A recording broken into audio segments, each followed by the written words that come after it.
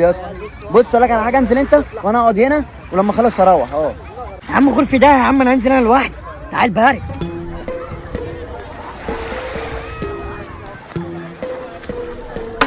اقعد خلع نزل الميه العبيط يا اسطى.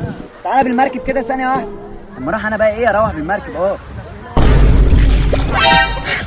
يا اسطى بتغفلني ها؟ ايه ده؟ شكلانه يا اسطى وربنا ما غفلتك يا اسطى، لقيت نفسي زهقان وقلت اطلع اركب بالمركب شويه ومن غير يا اسطى يا عم عادي عادي يا اسطى. طب بص والله العظيم انا كنت واخدها مروح يا اسطى.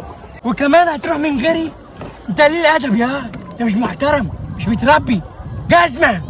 قلت كل شويه يا عم عادي، ده انت قاعد رخم. اوعى بقى يقعد كده اوعى يا تخد يا ما تسيبنيش، يخرب بيتك اخرق هموت.